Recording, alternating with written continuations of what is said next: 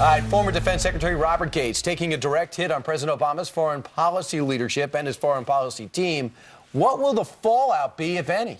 Yeah, and here to react, Fox News contributor and author of Never Trust a Liberal Over 3, Ann Coulter. That's very nice of you, but I'm not a Fox News contributor. Yeah. Oh, really? Well, you're contributing to our program today here on Fox News. We consider it. In fact, the only network to ever employ me was MSNBC. How'd that work out? All right, Fantastic author, then. We'll go with that. Right. Speaking of books, though, Thank you. Let's discuss Robert Gates. Speaking of books. What will be the fallout here, in your opinion? It looks like a fun book. Can't wait to get my hands on it. It's not good for Biden. It's not good for Hillary. So hopefully it will encourage our governor, Andrew Cuomo, and Elizabeth Warren, and the governor of Maryland to jump in. Why do you think that's better? You think it's better if more Democrats are in? I think Maybe yes, I more do. beatable. I just want them to pick the best candidate. You know the way Republicans do, the way we have 400 primaries and every idiot throws his hat in the ring.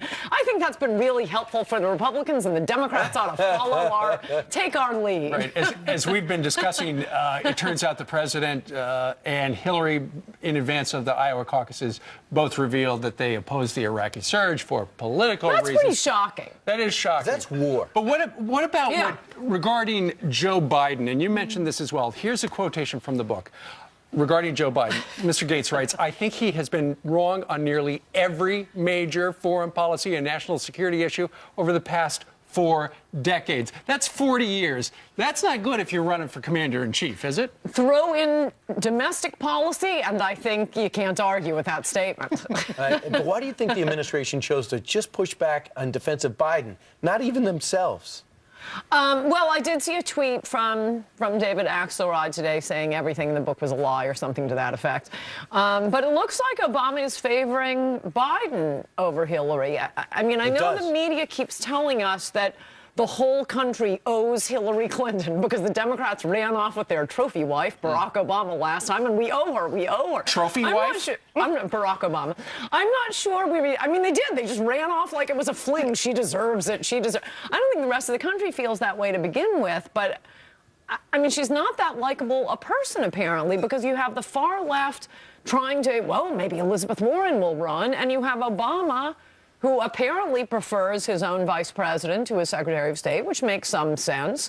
But it's curious that, that you say they're only defending Biden. That's what came out yesterday. We enjoyed we have differing opinions in the administration. So, Ann, let's talk about what's happening with the president's little speech yesterday about 12 o'clock. He was 20 minutes late. Comes out with a bunch of unemployed people behind him who need long-term benefits.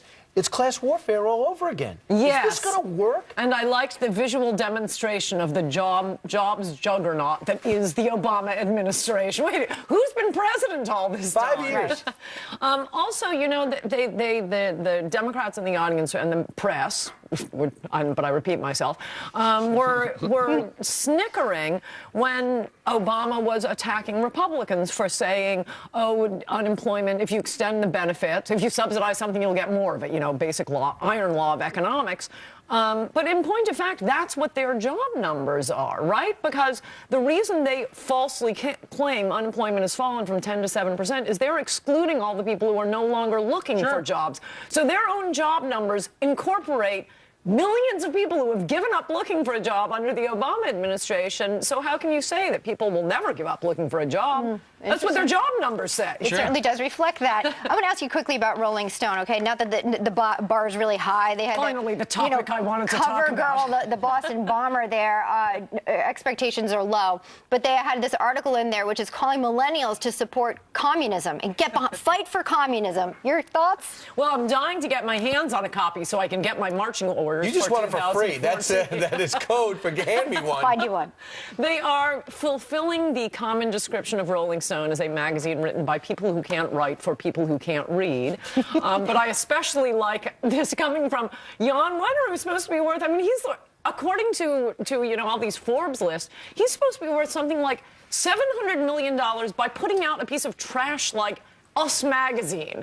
He is the dirtiest, sleaziest capitalist. But no, we're getting, and why? It was written by an Occupy Wall Street guy, right? Probably didn't pay him.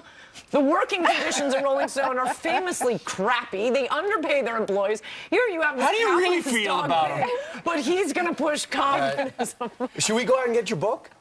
Oh, you definitely should get my book. We will. When you go and get the Bill Gates book. Yeah. Not Bill Gates. Bob Gates. Bob Gates. Bob Gates.